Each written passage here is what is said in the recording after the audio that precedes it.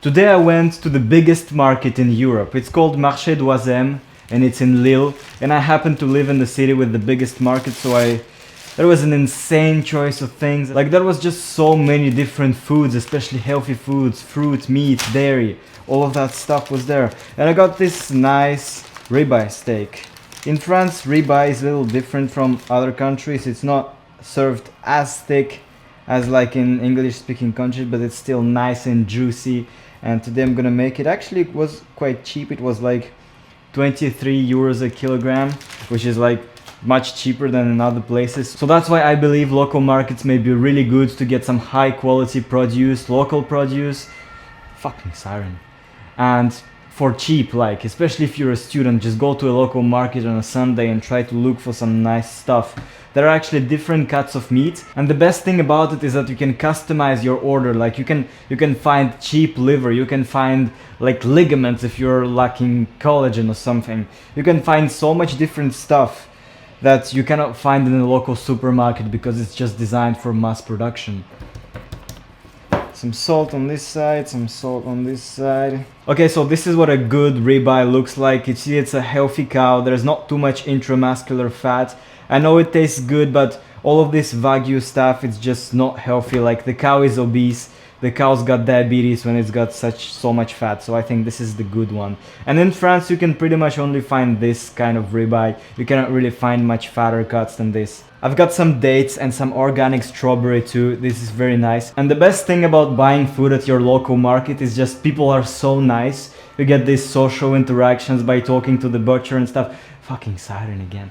You just don't find this kind of connection when you go to a supermarket and buy something which you don't even know where it came from. When you're buying from the person who actually made... What the hell, bro? Like, why is it so fucking loud? When you're buying food from someone who actually grew the fruit or raised the cows, it makes so much more difference in your personal connection to your food.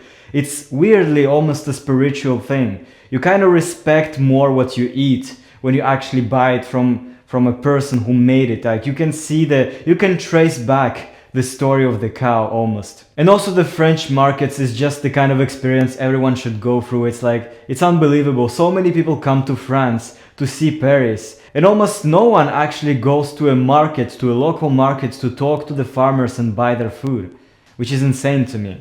Okay, so now I'm gonna, maybe it's the language barrier, but I'm not French either, like I'm Russian. I didn't speak French 6 years ago, I had to learn it, I had to interact with the locals. I had to talk to other students, I had to talk to the butcher. This is my kitchen, by the way, look how small it is.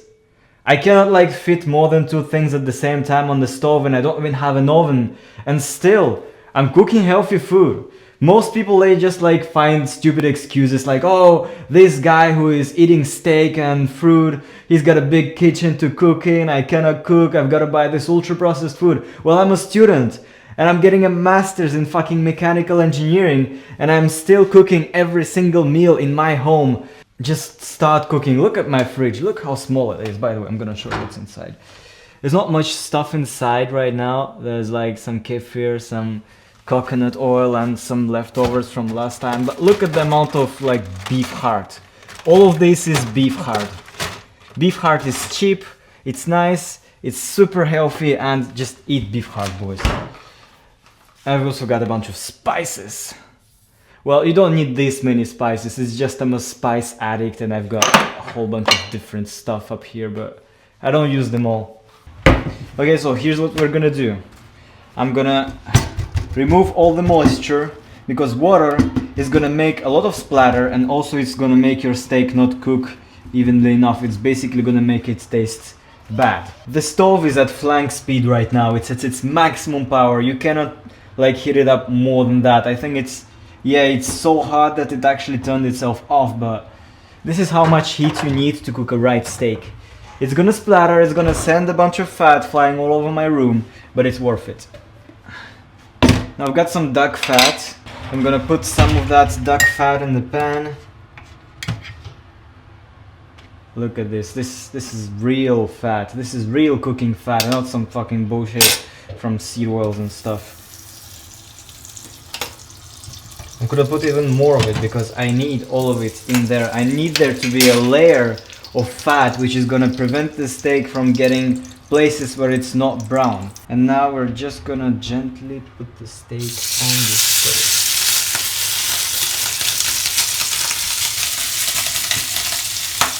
Right now the fat is flying all over the place. So, what we can do to mitigate this is to put paper towel on top.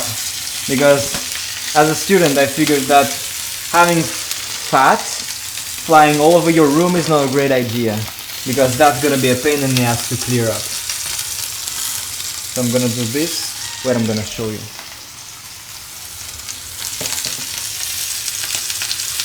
Okay, enough. I don't want fat on my camera. Let's do this.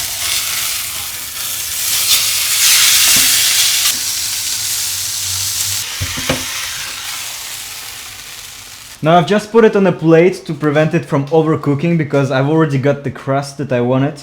But the interior needs to be raw basically, otherwise the steak is just gonna be disgusting. Okay, so now we're gonna add some extra flavor to the steak because I wanna be fancy today. We're gonna put in some butter. This is the best butter in France, by the way, so a little flex here. We're gonna add in some rosemary. And we are just gonna go nice and easy like that. You should always jump at any opportunity to discover your local culture. Even you think you live in a shithole like Russia, where I'm from, there is still so much that you don't know. Yeah, big cities suck, I agree on that, like there's nothing to do, like especially for people like us. I just don't find it fun at all to walk around at night and 1 AM and like pissing all over the streets because you're drunk and getting some fucking holes from a local club or doing some other degenerate activity. I don't think cities are really interesting, and especially if there is nothing else to do. Like there is what? There is nightclubs, there is bars, there is restaurants, and there is museums and like parks, but a park is not good enough. I need a forest. So there is essentially nothing to do for me in a city. Like there is just not many interesting activities, but what there is local markets, and you can go out there and you find actually this great food.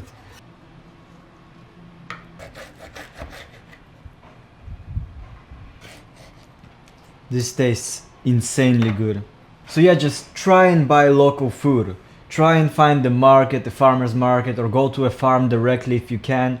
You can find such gems that you wouldn't find otherwise. People just don't think there is a value in talking to the actual farmers and getting the actual connection with the food they eat. They just go to a supermarket, buy something ultra processed and bring it home and microwave the pizza and quickly eat it while watching a TV show they're gonna forget within a week. It's just not a way to live your life. Like there is another step of like you're eating healthy but you're still buying your groceries in a giant supermarket. You don't know where your apples and mandarins are coming from. Well, I know, because I know the person who actually made them. If you truly want to get to the next level of eating healthy, you should establish this connection between you and your food. Your food is more than just fuel. I've always been saying this. Your food is something much more than that. It's not calories and protein. It's a cow that lived somewhere on a pasture in my region, and it was killed one day for me to be able to eat it today. So be grateful for that. Be grateful for your food. Be grateful for everything. Don't just take this ribeye for granted. It doesn't grow on trees. It comes from a cow that lived somewhere, with a farmer who raised this cow, who was caring about her. So go and talk to him. Learn where your meat is coming from. Learn about the cows that were killed to make your food, and be grateful for that. Look, I'm not a vegan, you can probably tell, but I think you still should have this connection with the animal that used to live for you to eat this today. You don't have to know it personally, but at least know which farm it's coming from. I truly believe this is really important for your nutrition and for your mental health. You need to know your food. You need to appreciate it, be grateful for it. So yeah, know your food, go to your local market and talk to people. That's it. That's the message of this video. See you next time.